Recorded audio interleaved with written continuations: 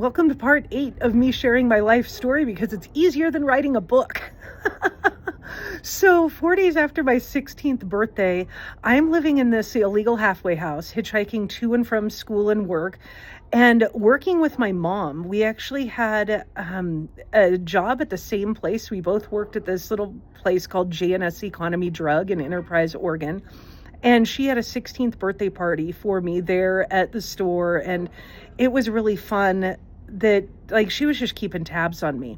But I had borrowed the woman's truck that owned this, like, I call it an illegal halfway house because really it was just like a trap house for kids that didn't have anywhere else to go. Just a bunch of wild teenagers all living in a house with a drunk mom that occasionally lets me use her car because I have a driver's license and had been driving. And it wasn't just a car. It was a great big Ford truck, the crew cab or king cab with the 4 doors and the long bed. It was like a giant boat.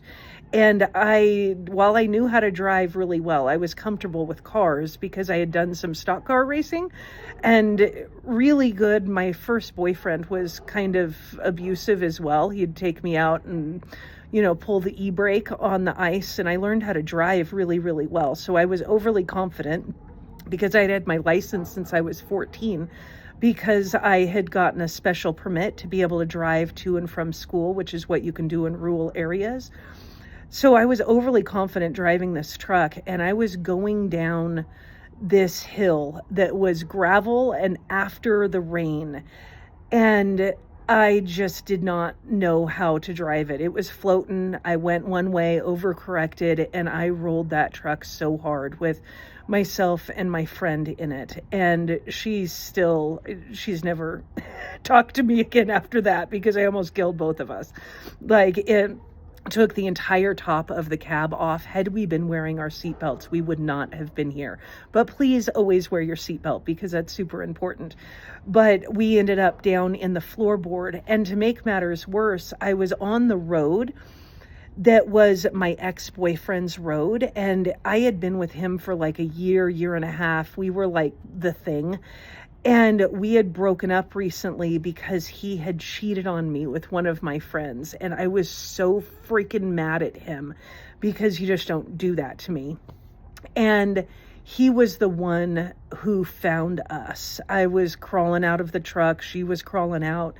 And he drove past us. And then when he saw the truck, he came back and helped us. And I ended up we both spent some time in the hospital, and I ended up going home to his mother's house because my mom didn't want me at home. And it was the only safe place that I knew I could really go. And this is when it kind of hit a critical mass with my mom. She was like, we can't do this anymore. You're not safe. You're going to kill yourself.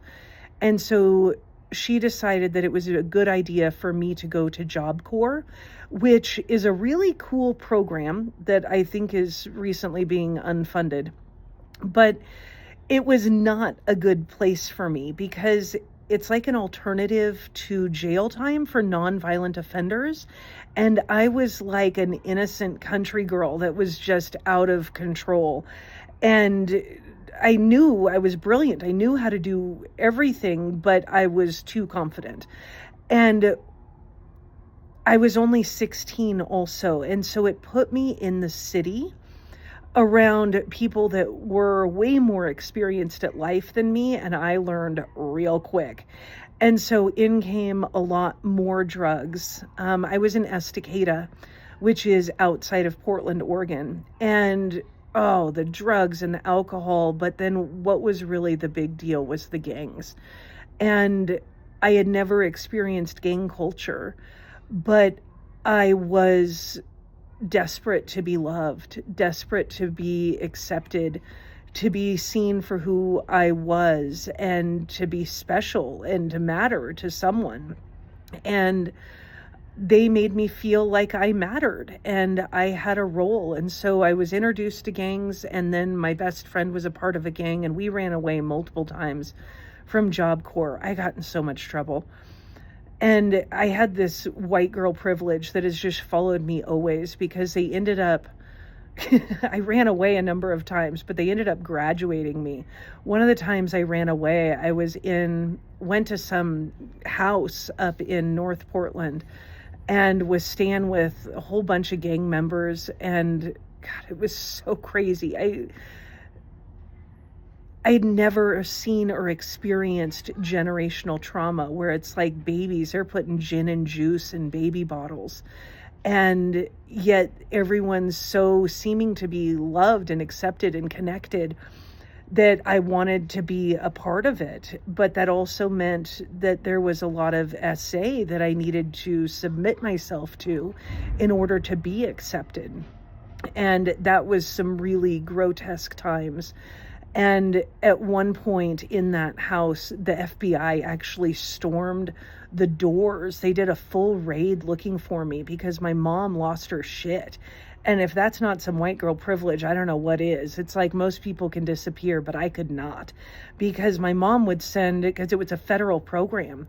And so the FBI would come chasing me. And they pulled me out of that house and brought me right back. And they did that a few times, actually, until I had been there for 9 months and they just graduated me. They were like, you've done enough. I had gotten my GED. I'd come far enough in my plastering trade that I was just good enough. They're like, go be someone else's problem. So they graduated me, and my friend, or she just left, I'm not sure which, but we ended up moving up to Tacoma, and it just got worse. Like, I went neck deep into the gangs and running drugs, and I ended up picking up a new skilled trade, boosting. I was keeping the whole hood looking nice because I could go in anywhere and they would never suspect me of shoplifting. And it was like, I would just get orders and sizes and colors and whatever you need, and I'd just have it all on me with my little tag remover and charge half price. And I was making bank. I was having to pay some people off. It was just the thing. I think I'm the reason that Fred Meyer changed some of their policies, because I was taking so much. And then I also realized that I could take light bulbs. Light bulbs were small, easy to lift, and yet had a really high return value. And so I could take them from one Fred Meyer, return them to another, and they would give me cash back. And some of those light bulbs are like $50. And it was such an easy flip. And because I was running from the Seattle, Tacoma area all the way down to Portland, I was hitting every place and the malls all along. I lifted so much stuff. Those were some wild, wild days. But then we lost the apartment because I think we just weren't even paying the bills. Like, I was just running wild. I was so not interested in holding a job. I was just doing drugs and cruising. It was the 90s. Like, we were playing. End up meeting another guy, and so does my friend. And we moved down to Portland, and we're living in this crazy house. I had never seen anything like it. It was on Northeast 26th Street in Portland. And I was like the only white person for like 3 square blocks. And the cops would not even drive down the street. Like, they would park at the end of the street with their lights on. And it was just, it was like I entered the Twilight Zone, an entire different experience. And this is when I first started to understand racism and see that different people are treated differently, but I didn't really get it yet because I was still just observing and watching, and I was selling rock on the corner, clucking and boosting. And this family that I'm living with, they were a Tongan family, and the parents didn't speak any English. And there was an oldest brother that was a part of the gang that I was affiliated with, could never wear colors above my knee because of my whiteness. It just is what it is. Like, there's rules. Know your role. That's what they taught me, to know my role. But I ended up getting crabs. And between getting crabs and like 5 of us sleeping in one room, and then there was the guy that ran the corner market lived in the basement, and I'm caring for these 3 kids, like in exchange for a place to stay.